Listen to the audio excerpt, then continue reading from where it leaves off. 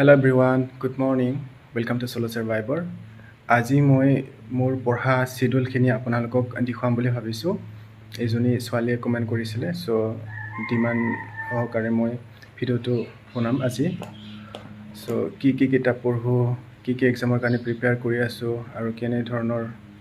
মানে schedule follow' কৰিছোঁ সেইটো মই দেখুৱাম। APSCৰ কাৰণে ৰেজিষ্টাৰিং ফৰ APSC। মই আজি 9টা বজাত উঠিছোঁ,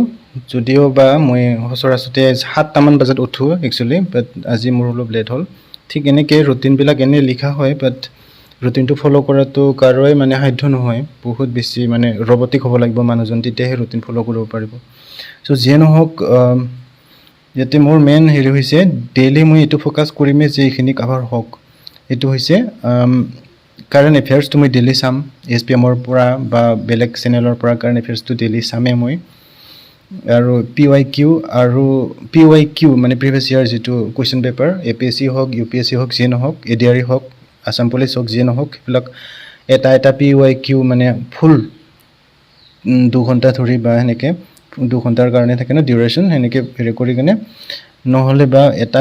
মক টেষ্ট, যিকোনো মানে যিটো কি হয় চেম্পল পেপাৰ মক টেষ্ট এনেকৈ ধৰণৰ বনাই কিনে সেইটো মই কাভাৰ কৰিমেই ডেইলি। মক টেষ্ট, PYQ এনেকৈ এনালাইজ কৰিম, সেইটো মোৰ ডেইলি থাকিবই।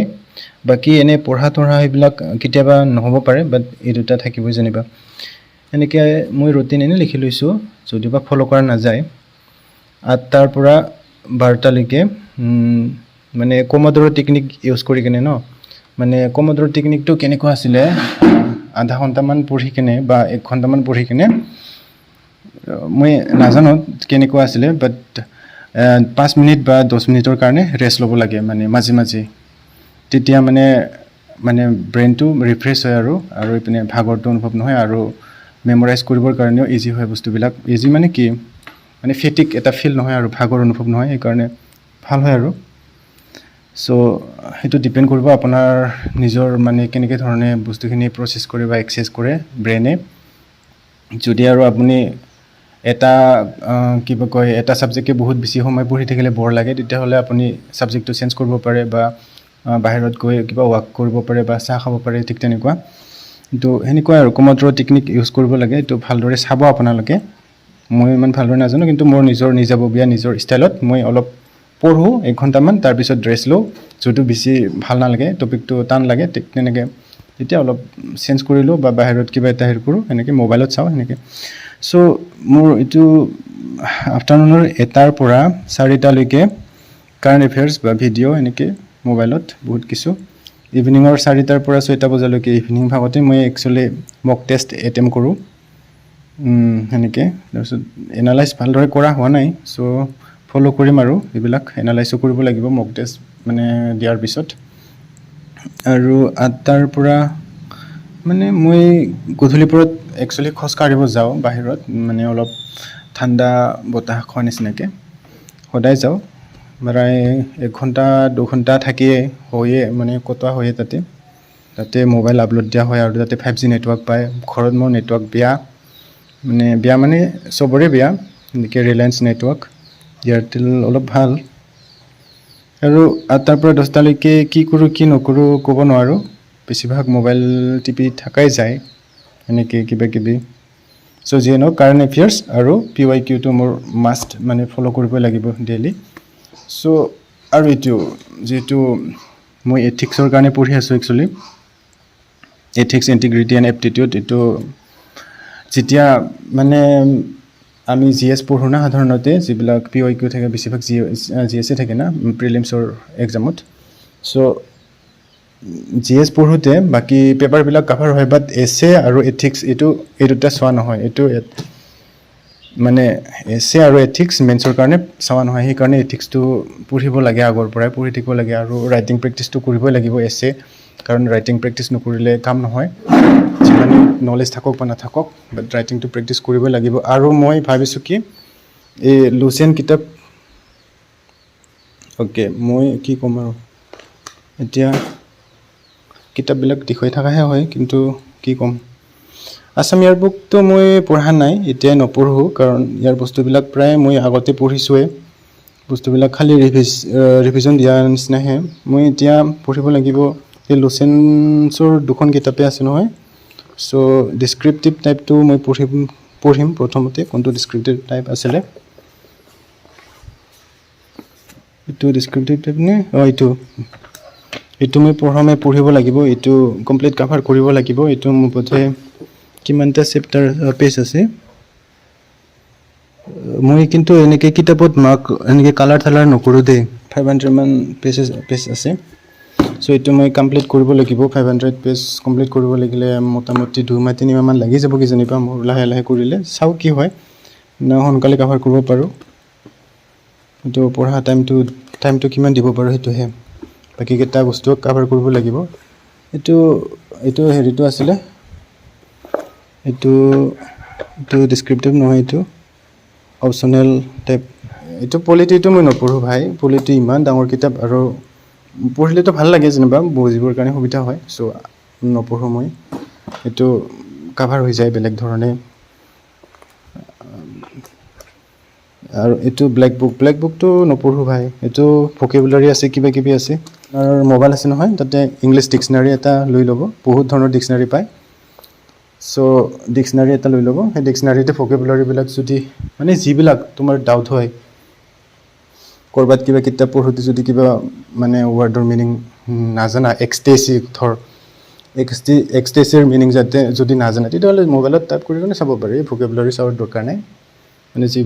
যিবোৰ মানে ইউজুৱেলি চলি থাকে দেখা পাই থকা ঠিক তেনেকুৱা ৱৰ্ডবিলাকে চাব লাগে চ' এইখিনিয়ে আছিলে আৰু বিশেষ কি ক'ম আৰু এতিয়া মই কিহৰ কাৰণে প্ৰিপেয়াৰ কৰি আছোঁ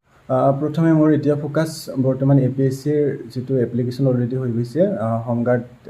গ্ৰেড 1 তাৰ কাৰণে প্ৰিপেয়াৰ কৰিব লাগিব তাতে দুটা পেপাৰ থাকে এটা GS পেপাৰ থাকে আৰু তাতে কিবা ইংলিছ থাকে বোধহয় আৰু বাকী এছে আৰু কিবা পেছেজ নে কিবা সেনেকৈ লিখিব লগা আছে সেইটো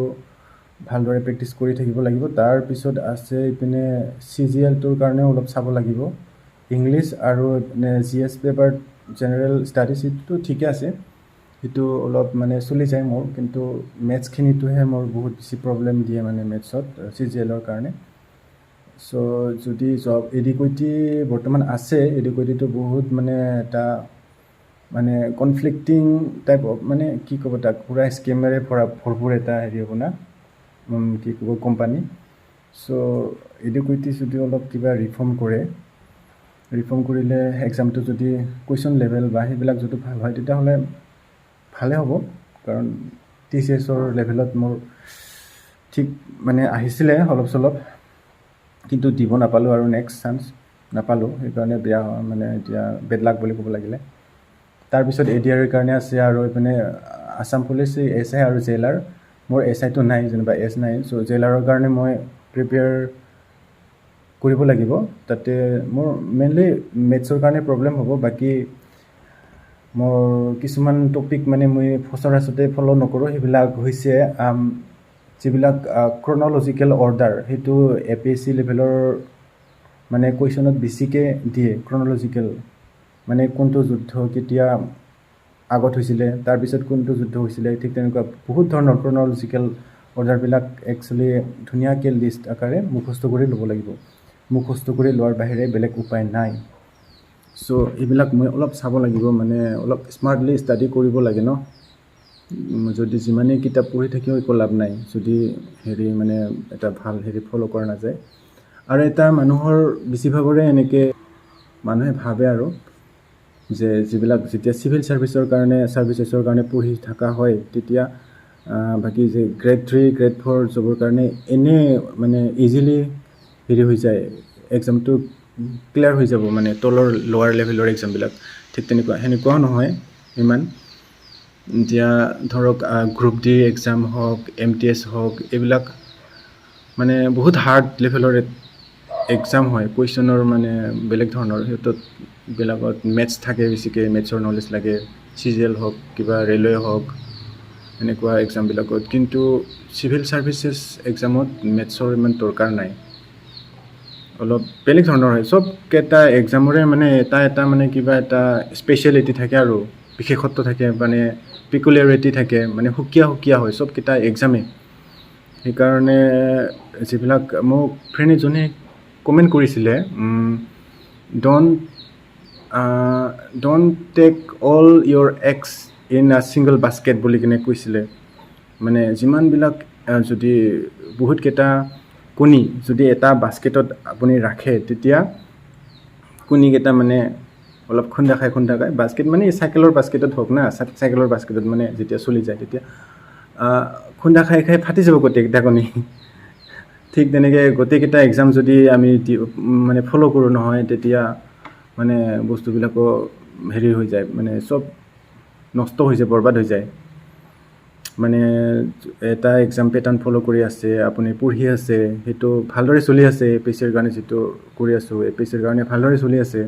আৰু অলপ লাগিছিল ঠিক তেনেকুৱা তাৰে ভিতৰত যদি মই আৰু চিজেলৰ কাৰণে প্ৰিপেয়াৰ কৰোঁ চিজেলত মেথছ আহিব মেথছত পিছত আকৌ মানে মেথছটো মনতে নাথাকে সেইবিলাক পঢ়াৰ কাৰণে কিছুমান বস্তু যেতিয়া নতুনকৈ শিকা যায়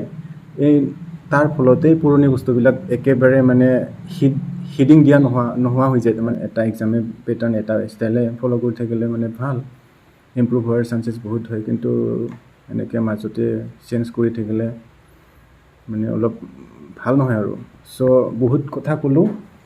মানে ফাল্টু জ্ঞান দিলোঁ চ' এয়া আছিলে মোৰ ভিডিঅ' যদিও ভাল পায় আৰু লাইক শ্বেয়াৰ কৰিব বাই বাই